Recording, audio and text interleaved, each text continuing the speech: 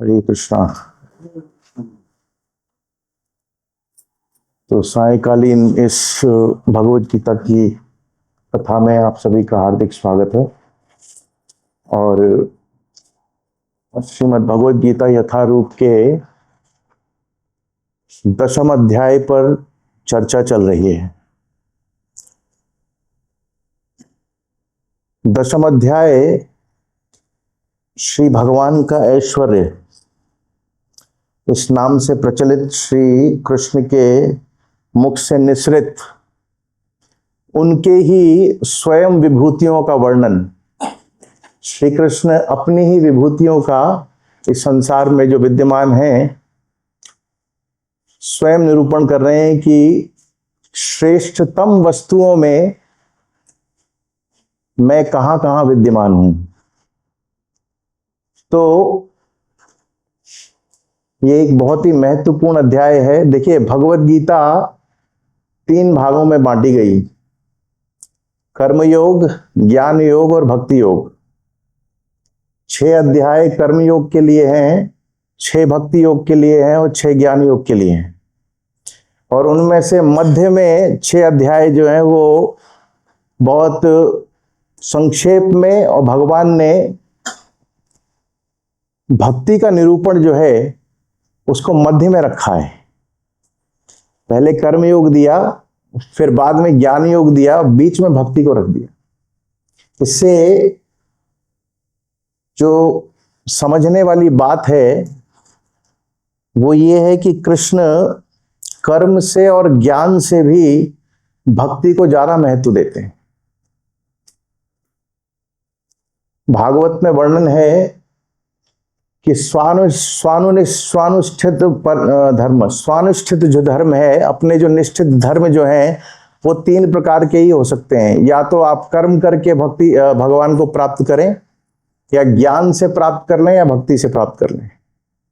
परंतु उसमें भी जो स्वानिष्ठित धर्म है उनका आपने पूरे जीवन भर अगर पालन किया, परंतु कृष्ण के चरणों में अगर रति प्राप्त नहीं हुई तो श्रमेव ही केवलम माना जाएगा। और उसका सबसे सरलतम उपाय भक्ति के रूप में श्री कृष्ण ने यहां पर निरूपण कर दिया है। तो इसकी चर्चा हम करेंगे। श्लोक की मंगलाचरण कर लेते हैं, फिर उसके बाद एक एक शब्द को पकड़कर और इस पर मंथन करने का प्रयास करेंगे। ओम अज्ञानतिमिरन्धस्य ज्ञानञ्जनशलाकया चक्षुरुन्मिलितं येन तस्मै श्रीगुरुवे नमः। श्रीचैतन्यमनोभीष्टं स्थापितं येन भूतले स्वयं रूपः कदा मह्यं ददाति स्वपदान्तिकं। वन्देऽहं श्रीगुरो श्रीयुतपदकमलं श्रीगुरून् वैष्णवांश्च श्रीरूपं साग्रजातं सहगण रघुनाथान्वितं तं सजीवं साद्वैतं सावधूतं परिजन सहितं कृष्ण चैतन्य देवं श्री राधा कृष्ण पादान सहगण ललिता श्री विशाखान्वितांश्च। हे कृष्ण करुणा सिंधु दीनबंधु जगतपते गोपेश गोपिका कांत राधा कांत नमोस्तुते। तप्त कांचन गौरांगी श्री राधे वृंदावनेश्वरी वृषभानुसुते देवी प्रणमामि हरिप्रिये। वाञ्छाकल्पतरुभ्यश्च कृपा सिन्धुभ्येव च पतितानां पावनेभ्यो वैष्णवेभ्यो नमो नमः। जय श्री कृष्ण चैतन्य प्रभु नित्यानंद श्री अद्वैत गदाधर श्रीवासादि गौर भक्तवृंद। हरे कृष्ण कृष्ण कृष्ण हरे हरे, हरे राम राम राम हरे हरे। 33वां श्लोक है 10वें अध्याय के श्रीमद् भगवद गीता का। अक्षराणामकारो अस्मि द्वंद्वं सामासिकस्य च अहमेवाक्षयः कालो धाताहं विश्वतो मुखः। एक शब्दार्थ अनुवाद एवं तात्पर्य जगत गुरु श्रील प्रभुपाद जी के द्वारा श्रील प्रभुपाद जी की जय। मृत्यु क्षमा कीजिए, अक्षराणाम, अक्षरों में अकार, अकार अर्थात पहला अक्षर, अस्मि हूँ, द्वंद्व, द्वंद्व समास, सामासिकस्य, सामासिक शब्दों में च तथा, अहम मैं हूँ, एव निश्चय ही, अक्षय शाश्वत, काल काल समय, धाता सृष्टा, अहम मैं, विश्वतमुख ब्रह्मा। अक्षरों में मैं आकार अकार हूं और समासों में द्वंद्व समास हूं। मैं शाश्वत काल भी हूं और सृष्टाओं में ब्रह्मा हूं। तात्पर्य, आकार अर्थात संस्कृत अक्षर माला का प्रथम अक्षर, अ वैदिक साहित्य का शुभारंभ है। आकार से के बिना कोई स्वर उच्चरित नहीं हो सकता, इसलिए यह आदि स्वर है। संस्कृत में कई तरह के सामासिक शब्द होते हैं, जिनमें से रामकृष्ण जैसे दोहरे शब्द द्वंद्व समास कहलाते हैं।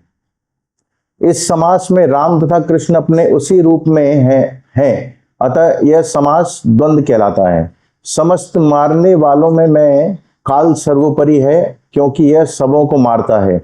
काल कृष्ण स्वरूप है, क्योंकि समय आने पर प्रलयाग्नि से सब कुछ लय हो जाएगा। सृजन करने वाले जीवों में चतुर्मुख ब्रह्मा प्रधान है, अतः वह भगवान कृष्ण के प्रतीक हैं। तो दशम अध्याय की भूमिका में आप इसको पिछले 32 श्लोक देख चुके हैं। तो श्री कृष्ण पुनः पुनः जगत में जितनी भी श्रेष्ठतम वस्तुएं हैं उसमें अपना ही निरूपण कर रहे हैं। जैसे कह रहे हैं, यत यत विभूति मत सत्वम तत्तत ऊर्जितमेव वा तत्तद एवाद गच्छत्वम मम तेजोंश संभव। जहां पर भी कुछ आपको श्रेष्ठ नजर आ रहा है, किसी के अंदर कुछ गुण नजर आ रहा है विशिष्ट, ये समझिए कि मम तेजोंश संभव, वो मेरे तेज के कारण वहां संभव हो पा रहा है। अन्यथा जीव जो है वो पानी में जैसे बुलबुला होता है ना, बुलबुला जैसे पानी में उत्पन्न होता है और उसके बाद बुलबुले का जन्म लेने का क्या लक्ष्य है, क्या उद्देश्य है? कोई उद्देश्य है उसका? तो बुलबुले का जन्म लेने का एक ही उद्देश्य है कि उसको समाप्त होना है। ऐसे ही मच्छर जो है और भी जीव जंतु, इनका जो है जन्म लेने का उद्देश्य है कि इनको समाप्त होना है।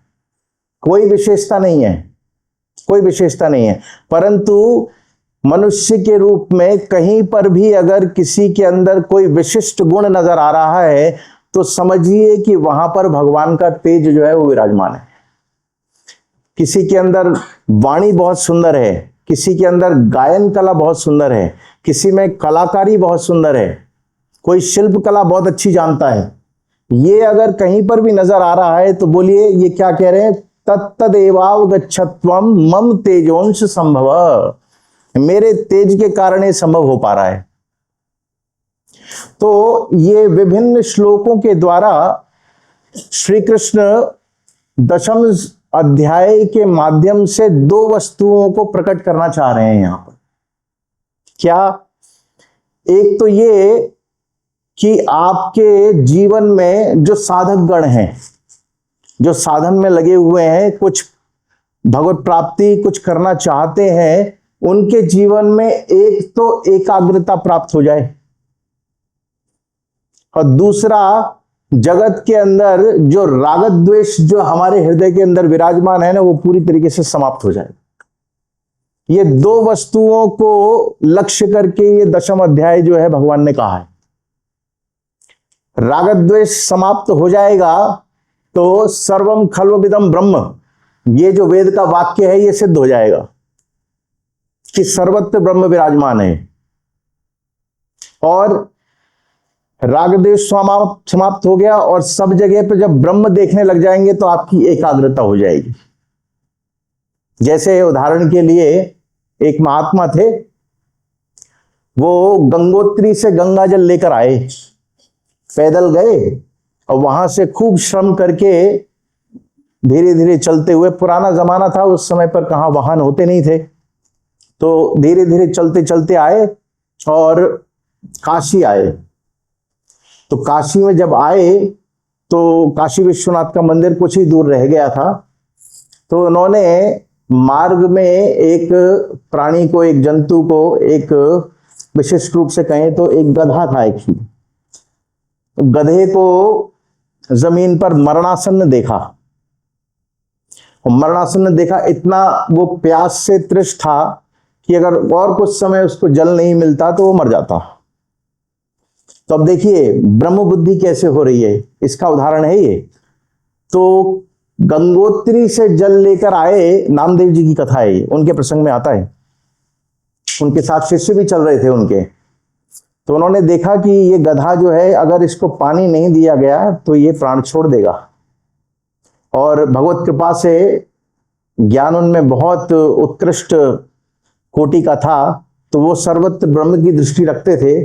तो उन्होंने क्या किया, उन्होंने गधे में भी ब्रह्म देखा, क्योंकि सर्वम खल्मिदम ब्रह्म, ये जो वेद वाक्य है, ये ज्ञानियों का महावाक्य है।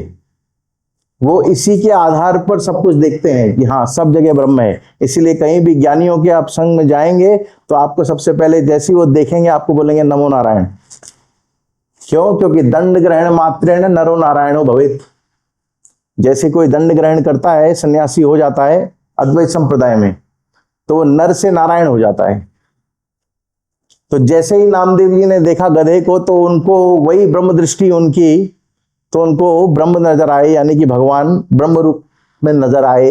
तो उन्होंने वो गंगोत्री का जल जो इतने श्रम से वो लेकर आए थे अपने साथ में, उन्होंने वो गधे को पिला दिया।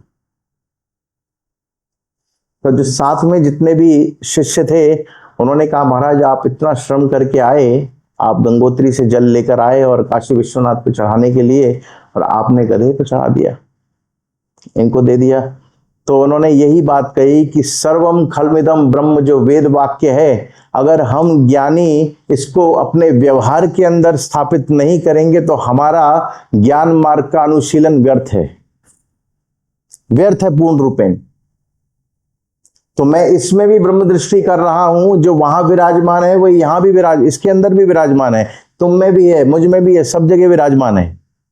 तो अगर इस प्रकार की दृष्टि हुई तो जैसे गधे को जल पिलाया, काशी विश्वनाथ वहीं प्रकट हो गए, सामने ही प्रकट हो गए। वहां पर काशी विश्वनाथ मंदिर में जाने की आवश्यकता नहीं है। तो यह है एकाग्रता और राग द्वेष से पूर्ण रूप में रहित हो जाना। भगवान विभूति योग के द्वारा इसी बात को स्थापित करने का प्रयास कर रहे हैं। देखिए जो श्लोकों का वर्णन है, एताम विभूतिम योगम च मम यो वेति तत्वतः, ये 7वां श्लोक है। यहां से शुरू हो रही है बात, बहुत मुख्य बात। सो अविकंपेन योगेन युज्यते नात्र संशय, कि ये जो विभूति योग है, जो इसको तत्व से जानता है उससे क्या होता है, बोले सो अविकंपेन। अविकंपेन मतलब न अच्युतेन, जो बिना अच्युत हुए, बिना गिरे, योगेन युज्यते नात्र संशय, वो मेरे साथ पूर्ण रूप में जुड़ जाता है। 7वां श्लोक। अच्छा, जब ये हो जाता है तो फिर इसके बाद क्या करता है व्यक्ति?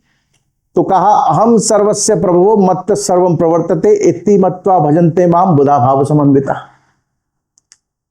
तो उसके अंदर भाव क्या आता है? बोले अहम सर्वस्य प्रभवो, वही सर्व खल्विदम ब्रह्म, वही बात आ गई कि सब जगह जो है वो भगवान को ही देखना शुरू करता है। और उससे क्या होता है? इति मत्वा भजन्ते माम बुधा भाव समन्विता। जो ज्ञानी जन जो है वो इसी प्रकार से अपने चित्त के अंदर ये धारणा रखते हैं। अच्छा, ये बात जब हो जाएगी, एकाग्रता है। देखिए एकाग्रता के बाद फिर वो भजन कैसे करता है, साधन कैसे करता है? मत चित्ता मदगत प्राणा बोधयंत परस्पर। जब साथ में बैठता है ना, बोधयंत परस्पर, आपस में इसी प्रकार से चर्चा करता है। भगवान की रूप के बारे में, उनके गुण के बारे में, उनकी लीलाओं के बारे में, उनके नाम के बारे में चिंता करना शुरू करता है। और कथ्यंतश्च माम नित्यम तुष्यन्ति च रमन्ति च। जब ऐसा करता है, कथ्यंतश्च आपस में वार्ता करता है, तो क्या होता है, बोले तुष्टि भी प्राप्त होती है और अंदर ही अंदर रमण करना शुरू कर देता है। ये साधक की स्टेज है। ये कब होगा, जब सर्वत्र जो है वो ब्रह्म दृष्टि होना शुरू हो जाएगी कि हाँ, इसके अंदर भी परमात्मा विराजमान है, यहां भी परमात्मा विराजमान है। तो निज प्रभुमय देखें ही जगत, तो के ही सन करहीं विरोध। किससे विरोध करेंगे अगर सब जगह आप अपने इष्ट को देखना शुरू करेंगे। सर्वत्र होए तार निज इष्ट देव स्फूर्ति, चैतन्य चरितामृत। जब सब जगह निज इष्ट की स्फूर्ति होने लग जाएगी तो आप विरोध किससे करेंगे बताइए? कोई विरोध नहीं कर सकते। ये जो राग द्वेष हृदय के अंदर है ना, ये इसी कारण से भयम द्वितीया विनिवेश तस्यात्, 11वां स्कंद। ये जो भय जो हृदय के अंदर विराजमान है, राग विराजमान है, द्वेष विराजमान है, ये इसीलिए है कि भयम द्वितीयाभिनिवेश है हमारे अंदर। द्वितीयाभिनिवेश का मतलब ये है कि हम दूसरा भी कुछ होता है ये जानते, ये समझ रहे हैं अभी भी, परंतु ऐसा है नहीं। भयम द्वितीयाभिनिवेश तस्यात्, और उससे क्या हो रहा है, बोले स्मृति विपर्य हो। आपकी स्मृति जो है उसका विपर्य हो रहा है। और स्मृति विपर्य होने से क्या हो रहा है, बोले हम किसी को भी, जैसे रात्रि में व्यक्ति अगर सो रहा हो और उसके सामने आप दर्पण रख दीजिए, साइड में रख दीजिए, अगर वो आंख खोलेगा और देखेगा दर्पण में तो स्वयं के प्रतिबिंब से ही डर जाएगा। ये क्यों हो रहा है? इसीलिए हो रहा है क्योंकि द्वितीयाभिनिवेश है। द्वितीयाभिनिवेश का मतलब यह है कि जीवात्मा अहम ममेति, मैं और मेरा, ये जो दो वस्तुएं हो गई है ना, इसी कारण से जो है दो डर बना हुआ है सारा। परंतु जहां सर्वम खल्विदम ब्रह्म, हाँ, ये जो वाक्य है ये विराजमान जब चित्त के अंदर हो जाएंगे तो सारी जितनी भी शंकाएं हैं, जितने भी जो हमारे समस्याएं हैं, वो सब की सब पूरी तरीके से नष्ट हो जाएंगी। तो मत चित्ता मदगत प्राणा बोधयंत परस्परम कथ्यंतश्च माम नित्यम तुष्यन्ति रमन्ति च। ये साधन हो रहा है व्यक्ति का। जब साधन में एकाग्रता होना शुरू हो जाती है तो व्यक्ति किस तरीके से देखता है, तेषाम सतत युक्तानाम भजताम प्रीतिपूर्वकम, तब प्रीतिपूर्वक भजन करना शुरू करता है। इसको थोड़ा सा विचार करने योग्य बात है ये बहुत। वैदिक भक्ति में और आगे की जो भक्ति है उसमें यही अंतर है पूरा। वैदिक भक्ति का अर्थ होता है जो शास्त्र के विधि नियम के अनुसार की जाती है, शास्त्रीय नियमों का पहले विधान है, फिर उसके बाद भगवान आ रहे हैं। परंतु जब ये स्टेज बढ़ जाती है आगे, जब स्वतः स्वाभाविक रूप में भगवान अच्छे लगने लग जाते हैं तो शास्त्र विधि पीछे चली जाती है और भगवान अच्छे लगने लग जाते हैं। जैसे उदाहरण के लिए ज्ञान में और प्रेम में यही अंतर है, इसको समझने के लिए। जैसे आप सबने सुना होगा कि शबरी माता जो थी, उन्होंने राम जी को झूठे फल खिलाए, झूठे बेर खिलाए, ये बहुत प्रचलित बात है ना। तो झूठे बेर खिलाए या फल खिलाए, इसमें मुख्य बात यह है कि प्रेम इतना बढ़ा हुआ है कि उन्होंने इस बात के ऊपर ध्यान नहीं दिया कि जो मैंने चखा है ये भगवान स्वीकार करेंगे या नहीं करेंगे। प्रेम इतना बढ़ा हुआ है। परंतु जहां ज्ञान होता है वहां पर इस बात का भान होता है कि झूठा सच्चा जो कुछ भी है इसका विधान दिया जाएगा। परंतु जहां प्रेम बढ़ गया बहुत ज्यादा, वहां इस बात को पूरी तरीके से हटा दिया जाएगा। तो मच्चित्ता मदगत प्राणा बोधयंत परस्परम कथ्यंतश्च माम नित्यम तुष्यन्ति च रमन्ति च। अब आगे कह रहे हैं तेषाम सतत युक्तानाम तब भजताम प्रीतिपूर्वकम। आगे की बात जो है अब आ रही है कि वैदिक भक्ति से व्यक्ति थोड़ा आगे बढ़ा, थोड़ा उसके हृदय के अंदर जो है रुचि की अवस्था आई या निष्ठा से ऊपर की अवस्थाएं आना शुरू हुई तो प्रीति पूर्वक भजन करना शुरू करता है। कैसे? बोले जब नाम लेना शुरू करेगा सुबह बैठकर, तो नाम में इतना विभोर हो जाएगा कि बाकी जितनी क्रियाएं जो हैं उनकी तरफ बहुत ज्यादा ध्यान नहीं देगा। जैसे प्रबोधानंद सरस्वती पाद ने एक ग्रंथ लिखा है, श्री श्री राधा रस सुधा निधि, बहुत सुंदर ग्रंथ है। श्रीमती राधा रानी की इतनी सुंदर महिमा का वर्णन है, तो उसमें उन्होंने कुछ बातों का ऐसा निरूपण कर दिया, और वृंदावन महिमामृत में भी इसी प्रकार से, वृंदावन महिमामृत में वर्णन है इसका, कि अब वो कृष्ण के और राधा रानी के चिंतन में इतने डूबे हुए हैं कि उनको सामान्य जो दैनंदिनी क्रियाएं जो है उनका भी भान नहीं है, उनकी तरफ उनका ध्यान नहीं है। जैसे नित्य संध्यावंदन करने की आवश्यकता होती है 3 समय, स्नान आदि करने की आवश्यकता होती है, दंत धावन करने की आवश्यकता होती है, तो प्रेम में जब चित्त इतना डूब जाता है तो फिर ये वस्तुएं जो है अपने आप साइड हो जाती है, और कृष्ण का चिंतन, कृष्ण का स्वरूप, वो जो माधुरी है वो हमेशा चित्त के ऊपर ऐसी चढ़ी रहती है कि व्यक्ति को जगत का भान ही नहीं रहता। तो मत चित्ता मदगत प्राणा बोधयंत परस्पर कथ्यंत माम नित्यम तुष्यंति रमंति च। और इसके बाद में ये इसका मुख्य फल है जो लास्ट में बात कही गई, तेषाम सतत युक्ता नाम भजताम प्रीतिपूर्वकम ददामी बुद्धि योगम तम में तेन माम उपयांति ते। तो मतलब कि जब व्यक्ति इस तरीके से निष्ठा की अवस्था में या रुचि की अवस्था में पहुंचना शुरू करता है तो भगवान उसको फिर बुद्धि देना शुरू करते हैं कि कैसे मेरा भजन किया जाएगा, कैसे किया जाएगा। जैसे ध्रुव महाराज गए, नारद मुनि के आदेश से मधुवन में चले गए, और वहां पर जैसा आदेश दिया अनुगत्य में रहकर गुरुजी ने, उस प्रकार से जो है उन्होंने भजन करना शुरू किया।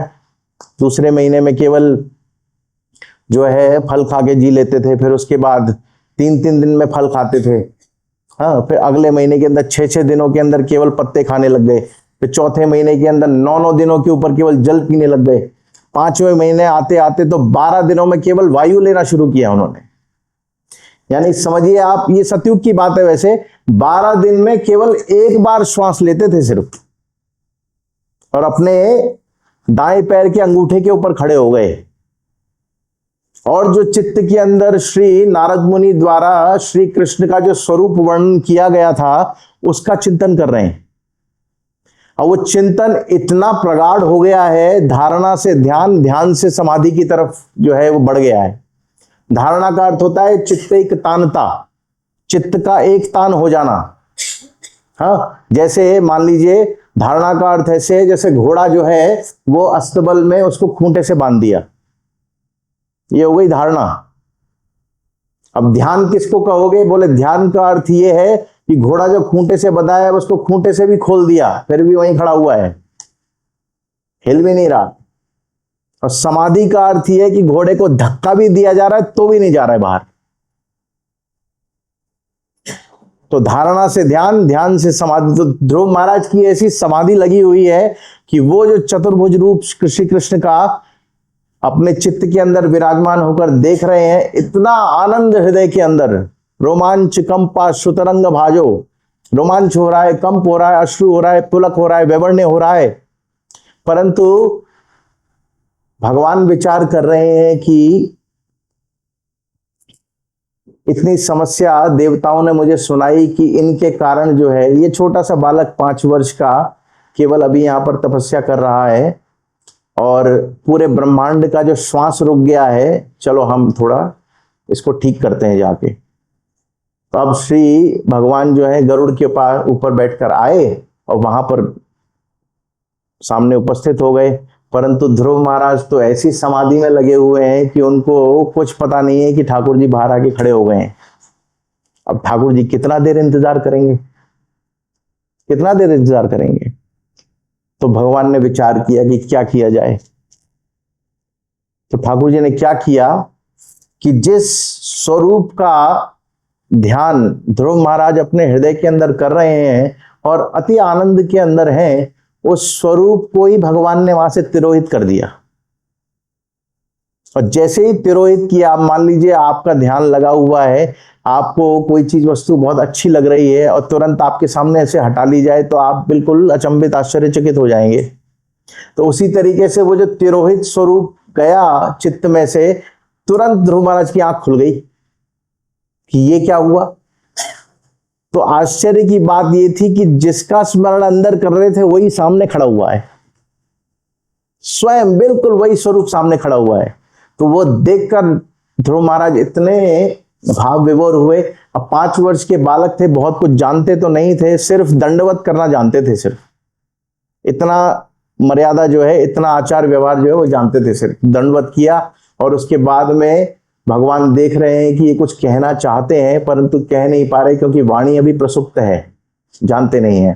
तो जो अपना वेदमय शंख जो है, ब्रह्ममय शंख, वो केवल ध्रुव महाराज के कपोल से होना छुआया।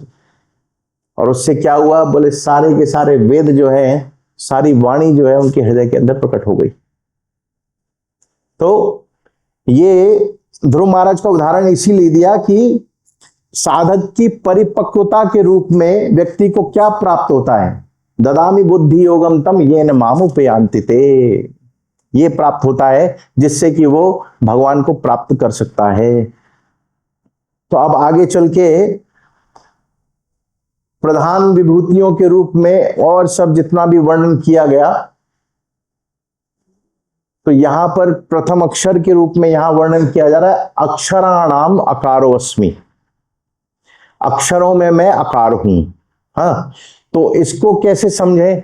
इसको समझने का तरीका यह है कि सृष्टि की रचना जो हुई है वो शब्द से हुई है, और शब्द जो है वो ब्रह्म है, शब्द ब्रह्म है। गोपाल तापनी उपनिषद है एक, उसमें ये वर्णन किया गया कि जो भगवान श्री कृष्ण है वो ही स्वयं अपने आप में ओंकार के रूप में विराजमान है। और वो ओंकार ही, जिसमें अगर ओंकार का विग्रह किया जाए तो अ, उ और म के रूप में वो प्रयोग होता है। तो अ का शब्द वो कृष्ण ही है एक्चुअली। तो आकार ही आधार है सभी वर्णों का। सभी वर्णों में जब तक आकार का आधार नहीं होता है तो वो पूर्ण नहीं माने जाते हैं। जैसे कॉन्सोनेंट्स एंड वॉवल्स होते हैं ना, तो वॉवल्स में देखिए शुरुआत ही अ से हो रही है, अ आ इ ई उ ऊ ए ए, है ना। क भी कहेंगे तो क और उसमें आगे अ लगा हुआ है, ख कहेंगे तो उसमें अ लगा हुआ है।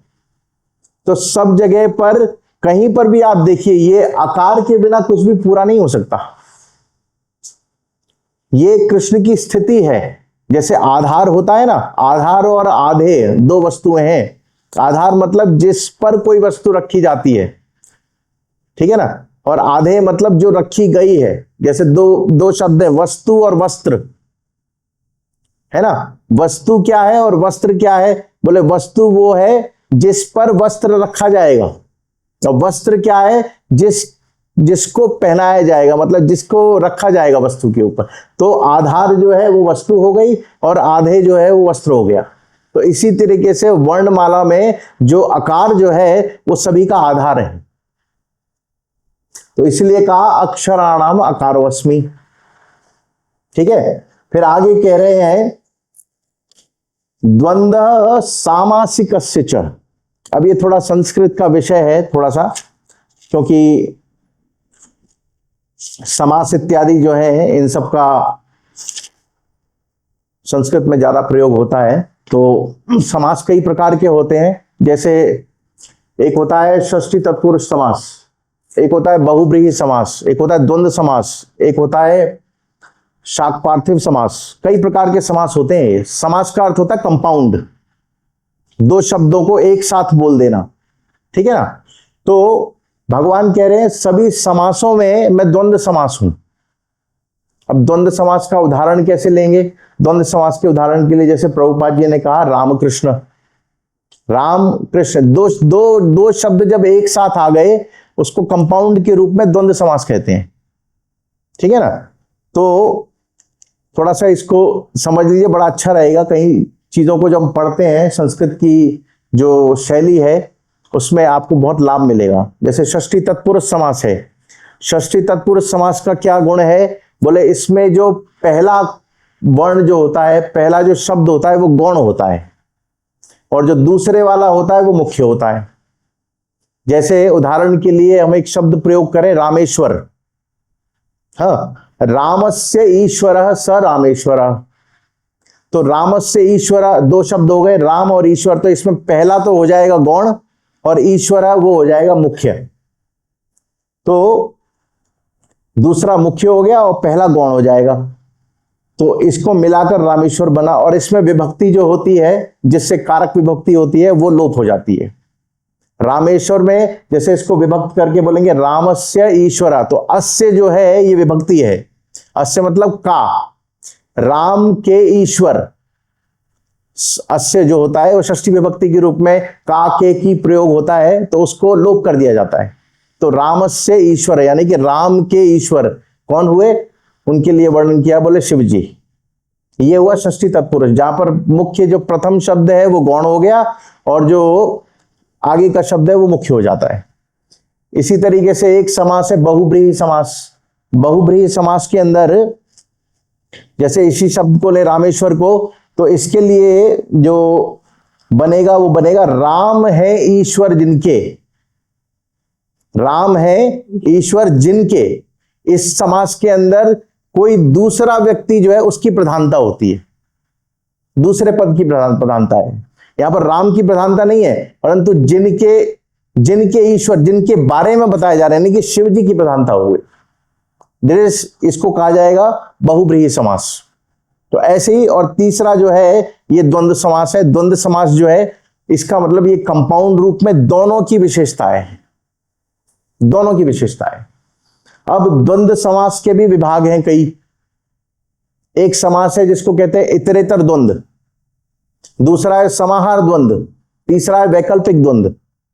ये कई प्रकार के अलग अलग द्वंद्व समास हैं। तो इतरेतर द्वंद्व जो होता है इसमें दोनों पदों की प्रधानता होती है।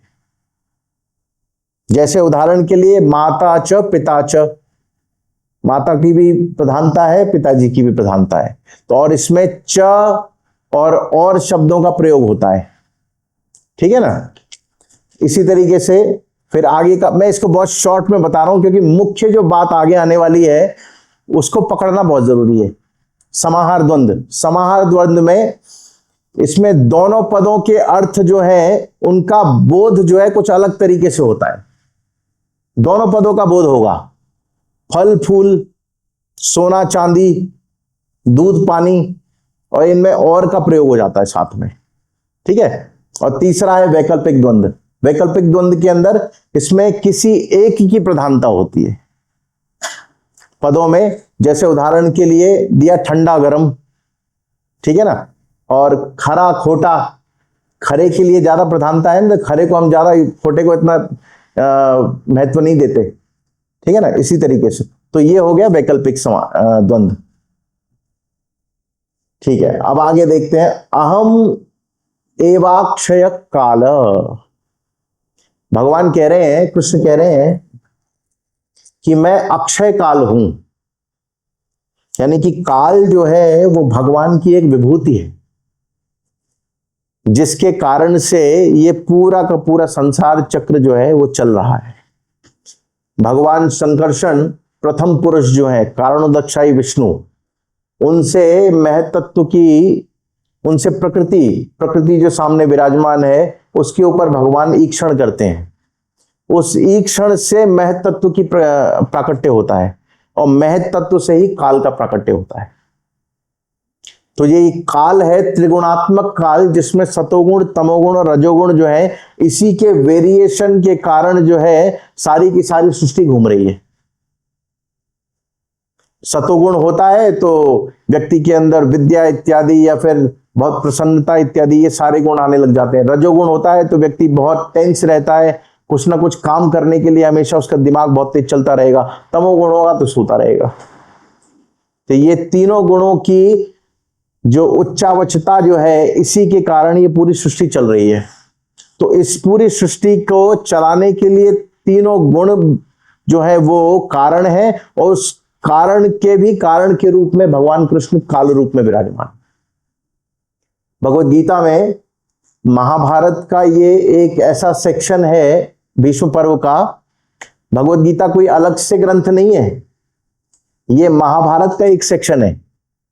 युद्ध के पहले का जो वर्णन है, भगवान श्री कृष्ण ने अर्जुन को जो 700 श्लोकों में पूरा वर्णन किया आत्मयोग का, ये महाभारत का एक सेक्शन है एक्चुअली, उसी का ही भाग है भीष्म पर्व का। उसमें से ही 18 अध्याय निकाल के अलग ये एक गीता के रूप में छाप दिए हैं, है ना। तो वहां पर भगवान स्वयं कह रहे हैं इस चीज को कि अर्जुन देखो, तुम अपने धर्म से च्युत मत हो, गिरो नहीं, क्या धनुष उठाओ और ये जो तुम्हारे सामने जितने भी हैं तुम्हारे शत्रु, इनको मारो।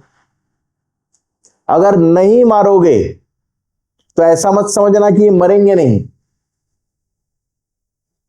ये फिर भी मरेंगे। क्यों? क्योंकि मेरी काल शक्ति विराजमान है, मैं ही इनको ग्रस जाऊंगा। और जब विराट स्वरूप दिखाया भगवान ने, तो वहां पर अर्जुन ने देखा इस बात को कि दुर्योधन हो, चाहे भीष्म पितामह हो, चाहे द्रोणाचार्य हो, शल्य हो, भूरिश्रवा हो, जितने भी है ये भगवान के विराट स्वरूप में जो उनकी दाढ़ें जो है ना, उनके नीचे कुचले हुए दिख रहे हैं सारे। देख लिया अर्जुन ने सीधे सीधे, ये काल है।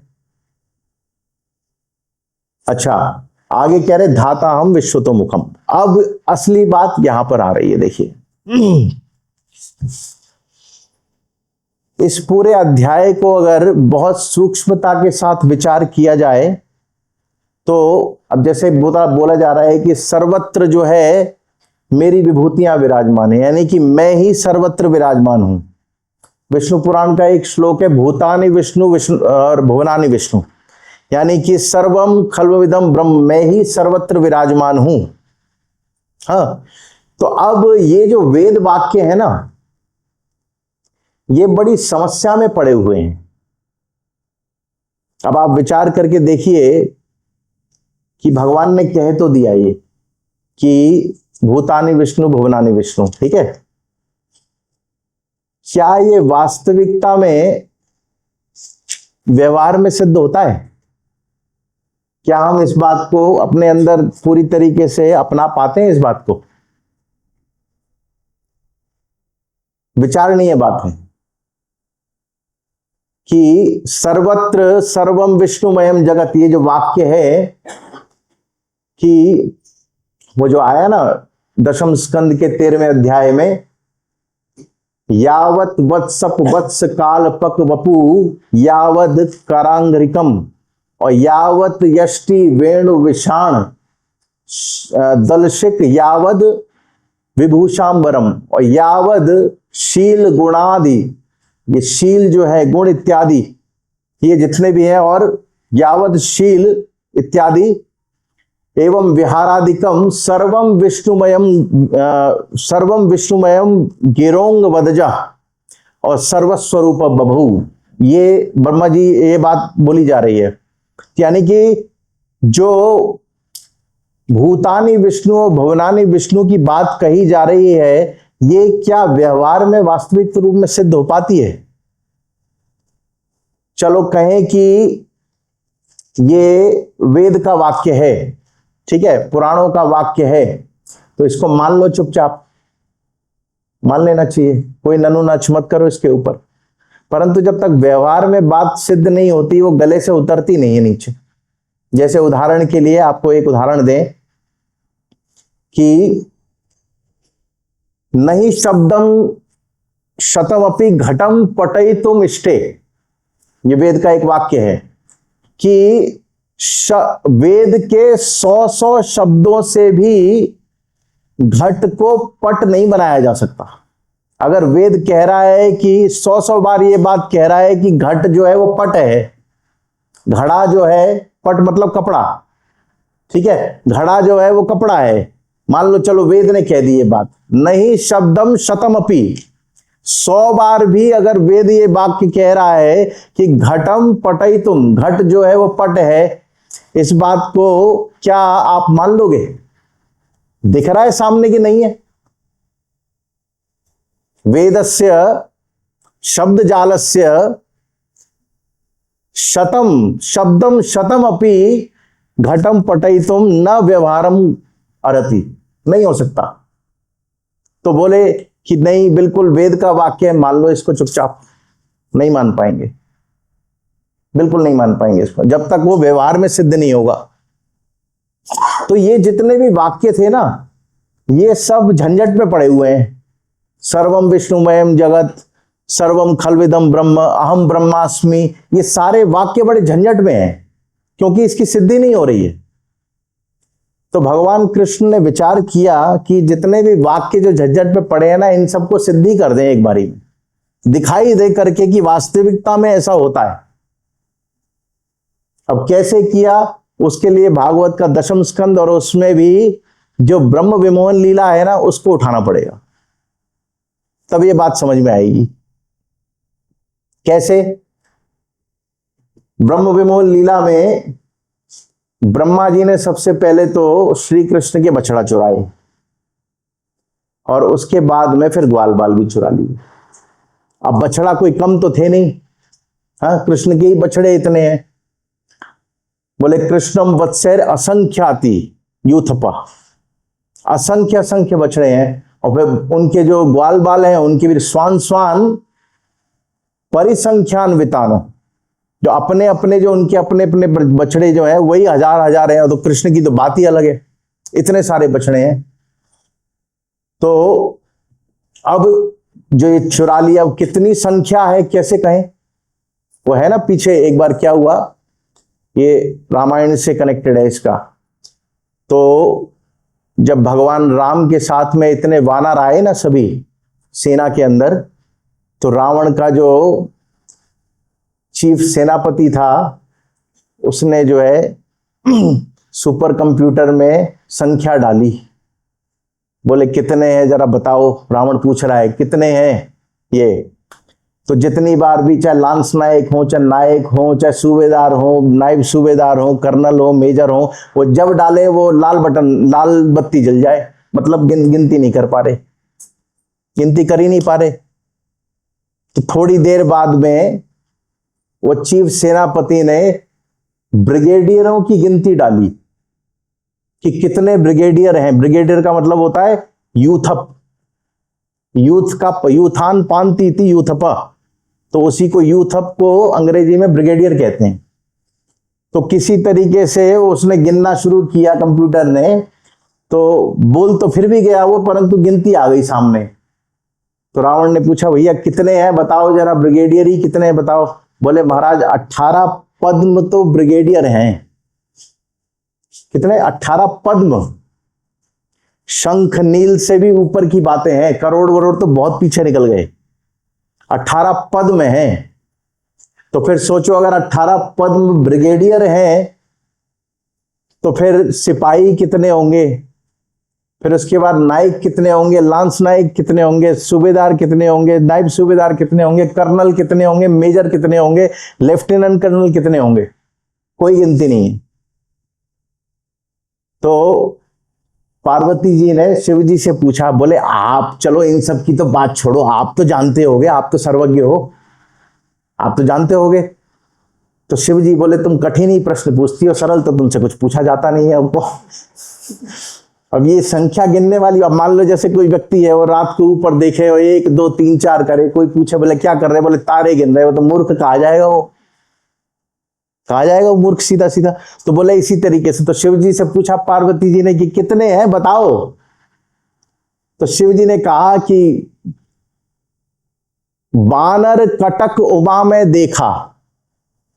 कटक है, कटक मतलब जिसकी कोई गिनती ही नहीं है बिल्कुल। और 100 मूर्ख जो करण चह लेखा, वो मूर्ख है जो इसका गणना करना चाह रहा है। ठीक है, इतने हैं। गोस्वामी जी की पंक्ति है, वानर कटक उमा में देखा, मैंने इतने देखे, कटक मतलब असंख्य, और 100 मूर्ख जो करण चह लेखा, जो लिखना चाहता है गिनती को वो मूर्ख ही है समझ लीजिए। बोले हम मूर्ख नहीं बनना चाहते थे इसलिए हमने गिना नहीं है, ठीक है ना। और उसमें भी 100 कपि भालू न सेना माही, और उतने उनमें उस पूरी सेना के अंदर जितने भी भालू और कपी थे, बोले उसमें भी राम कुशल पूछी जही नहीं। बोले कोई ऐसा नहीं था जिससे राम जी ने ये ना पूछा हो कि भैया ठीक ठाक हो, तुम्हारे लड़के बच्चे ठीक हैं। मतलब राम जी की ये करुणा देखिए। शिव जी तो नहीं गिन पाए, परंतु राम जी, कोई भी ऐसा नहीं है एक जिसके साथ उसने संभाषण ना किया हो राम जी ने, और उनका कुशल मंगल ना पूछा हो। बोले तो ये क्या है? बोले इसमें राम जी की कोई बढ़ाई नहीं है। बोले क्यों नहीं है बढ़ाई? बोले क्योंकि ये सारी की सारी माया है। ठाकुर जी की माया जो है इतनी जबरदस्त है। माया का लक्षण क्या है? माया का लक्षण है अघटम घटना पटी ऐसी, जो नहीं हो सकता उसको करके दिखा दे। दैट इज माया। जैसे उदाहरण के लिए आपने देखा होगा, अभी नहीं देखा होगा तो बचपन में देखा होगा, गली बाजारों में तमाशा दिखाने वाले आते हैं, जादूगर, है ना। तो वो क्या करेगा, उसके हाथ में एक रूल होता है, डंडा होता है, उसमें फूंक मारेगा और इस तरीके से निकालेगा तो उसमें से रुमाल ही रुमाल निकलना शुरू कर देते हैं एक साथ। ठीक है, देखा होगा खूब। हाँ, हाथ में देखो, हाथ दिखाएगा अपने, मेरे दोनों हाथ खाली हैं, और फिर उसके बाद मंत्र फूकेगा, जय काली कलकत्ते वाली मेरा वचन न जाए खाली, और ये वो करन कीन पयान छू छा ये करके, और तुरंत सिक्का दिखा देगा सामने। कहां से आया सिक्का? और आप लोग बोले कि भैया हाथ की सफाई है, तो बोले तुम साबुन से हाथ धो लो, तुम करके दिखा दो। आप धो लो साबुन से हाथ, आप करके देखो। हाथ अगर गंदे हैं तो आप हाथ साफ कर लो, आप करके दिखा दो। ये क्या है? बोले ये ही उसने माया सीखी है, उसने थोड़ा इंद्रजाल सीखा है कि वो तुरंत जो है इस प्रकार से आश्चर्यचकित कर देता है। एक सामने उसके साथ एक मौना होता है, छोटा सा उसका जो चेला है, और उसको जो है वो एक टोकरी के अंदर बंद कर देगा, और जितने भी लोग सामने खड़े हुए हैं बोले देखिए इसको कुछ दिख नहीं रहा है, परंतु हम ये बता देंगे कि आपकी जेब के अंदर या आपके बैग के अंदर क्या है, इससे पूछकर यही बताएगा।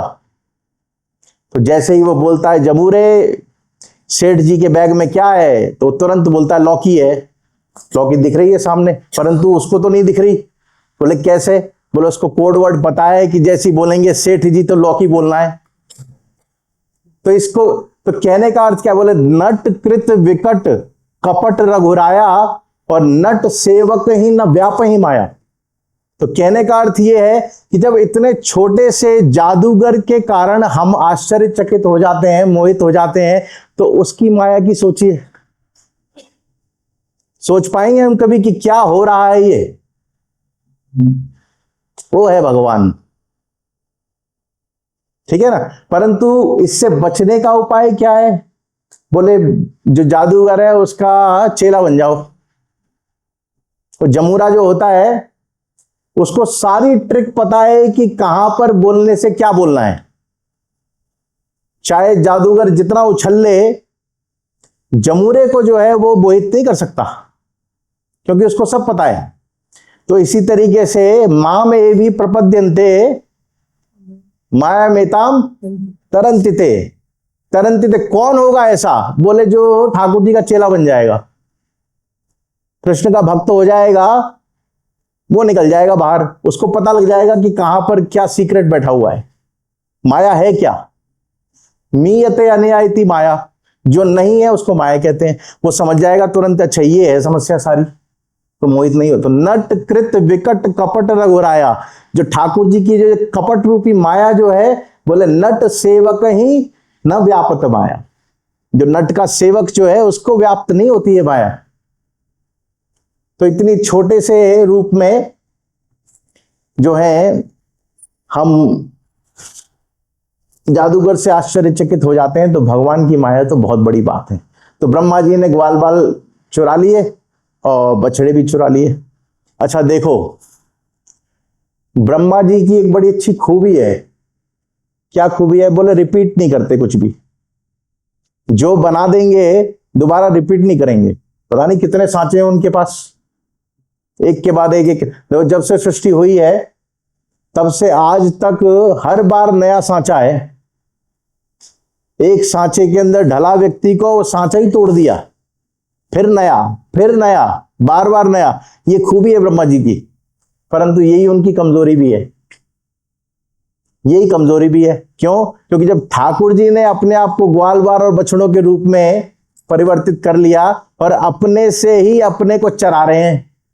देख विचित्र लीला है ब्रह्म विमोहन लीला, समझने वाली बात। ठाकुर जी रोज सुबह ग्वाल बाल और बछड़ों को लेकर निकलते हैं, उनमें से खुद तो है ही है, जितने बने हुए वो भी खुद ही हैं, अपने से अपने को चरा रहे हैं। सोचिए, विचार करने वाली बात, क्या मतलब विचित्र लीला है। तो सर्वम विष्णुमयम जगत को कैसे भगवान ने करके दिखाया है, ये उसका उदाहरण दे रहा हूं मैं आपको। भूतानि विष्णु भुवनानि विष्णु, तो ये खूबी भी है और ये उनकी कमजोरी भी है। तब एक क्षण बीता जब ब्रह्मलोक के अंदर, तो ब्रह्मा जी वापस आए, बोले देखें जरा कृष्ण क्या कर रहे हैं। तो वहां तो वैसी गोचारण लीला चल रही है दोबारा से। अब ये कमजोरी के कारण ब्रह्मा जी चश्मा पोंछ के देखे अपना कि ये हो क्या रहा है, ये हो क्या रहा है यहां पर, कहां गए सारे के सारे। तो चक्रवर्ती पाद लिखते हैं इसके अंदर कि 3 रूप से विभाजन किया इसका, क्योंकि ब्रह्मा के अंदर इतनी सामर्थ्य नहीं है कि वो कृष्ण के ग्वाल बाल और बछड़ाओं को छू भी सकें। ब्रह्मा वैदिक भक्ति के भक्त हैं और ग्वाल बाल जितने ये सारे रागात्मिका भक्त हैं। तो चक्रवर्ती पाद ने निरूपण किया कि जैसे ही ब्रह्मा जी ने विचार किया तो भगवान की जो घटना पटी ऐसी जो योग माया है, उसने ओरिजिनल जो ग्वाल बाल और बछड़े जो हैं उनको ब्रज की रज में पहले ही छुपा दिया कहीं, और उनकी जगह पर माया के जो है ग्वाल और बछड़े जो वो प्रकट, उनको ब्रह्मा जी चुरा के लेकर गए। ब्रह्मा जी के बस की बात नहीं है कृष्ण के ग्वाल बाल और बछड़ों को छू देना, मतलब ही नहीं बनता। अब फिर एक क्षण बाद जब आए तो वहां देखे तो वहां पर जो चुरा लिए वो एक सेट चला गया। अब भगवान ने अपने आप को प्रस्तुत कर दिया ग्वाल बाल। तो 3 सेट हैं टोटल मिला के, एक वो जो छुपे हुए हैं, एक जो प्रकट किए उनको ब्रह्मा जी ले गए, और तीसरे स्वयं के रूप में विराजमान।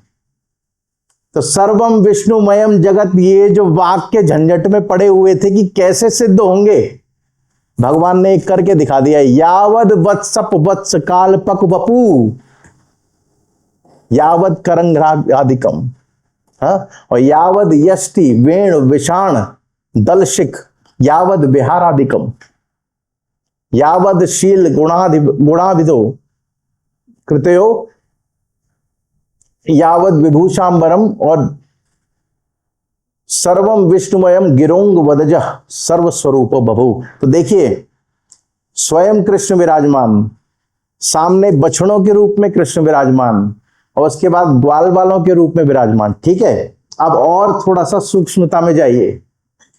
जो बछड़ों के गले में घंटी बंधी हुई है वो भी कृष्ण है। ठीक है, अब जैसे मधुमंगल है, श्रीराम है, स्तोक कृष्ण है, बलभद्र है, ये सब जो रंग का कपड़ा पहने हुए हैं वो भी कृष्ण है। हाथ में जो लकुटी ले रखी है वो भी कृष्ण है। गले में जो माला पहन रखी है वो भी कृष्ण है। और यहां तक छोड़िए, जो सखाओं का जो स्वभाव है ना वो भी कृष्ण, स्वभाव तक बन गए भगवान। कितने अंदर घुस गए सोचिए। जो एक सखा जिस तरीके से बोलता है, जिस स्वभाव से बोलता है, बोले वो स्वभाव तक बन गए भगवान। तो सर्वम विष्णुमयम जगत सर्वम खलमिदम ब्रह्म, ये ब्रह्म विमोहन लीला के अंदर भगवान ने जो वाक्य झंझट में पड़े हुए हैं ना, इनको सिद्ध करके दिखा दिया पूरी तरीके से कि हम यहीं पर विराजमान है, इसलिए आपको कहीं जाने की जरूरत नहीं है। तो माया से डरने की आवश्यकता नहीं। माया अच्छा आगे तो और भी बहुत कुछ है। तो जब कृष्ण वापस आते थे, बछड़ाओं को और ग्वाल बालों को लेकर वापस आते थे, तो माताएं जो हैं इतनी अपने वात्सल्य के अंदर भर जाती थी कि पंकांग राग रुचिरो उपगुह्य दौर्भ्याम। हाँ, जैसे श्री कृष्ण जो है जब छोटे थे उस समय की बात, तो बाहर निकल गए तो कीचड़ में जो है सन गए। अब विचार करके देखिए, आजकल के समय में कोई अगर बच्चा जो है, छोटा सा बालक, वो कीचड़ में सन जाए, हाँ, तो कितनी माताएं ऐसी हैं जो उठा के गले से लगा लेंगी। बहुत परिस्थिति बदल गई, परंतु यशोदा जो है वो इस बात पे विचार नहीं करती। तो भगवान ने इस बात को पूरी तरीके से स्थापित कर दिया कि सर्वम विष्णुमयम जगत, सर्व स्वरूप में मैं ही विराजमान हूं।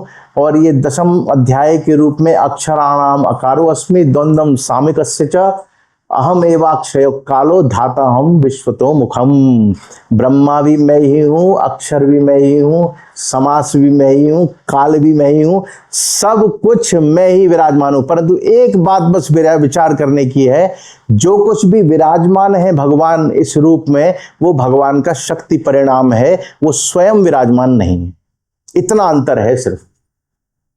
अगर शक्ति परिणाम की बजाय अगर स्वयं विराजमान हो जाएंगे तो दोष जो है जगत के वो भगवान के अंदर आ जाएंगे, और इसलिए भगवान उपास्य नहीं रह जाएंगे।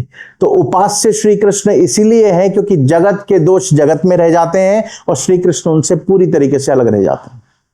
तो शक्ति परिणाम के रूप में भगवान ने अपने आप को इन रूपों के अंदर परिवर्तित करके दिखा दिया कि मैं सर्वत्र विराजमान हूं। बोलो वृंदावन बिहारी लाल की जय। श्री श्री राधा श्याम सुंदर की निताई गौर प्रेमानंदे। Hare Krishna, Krishna Krishna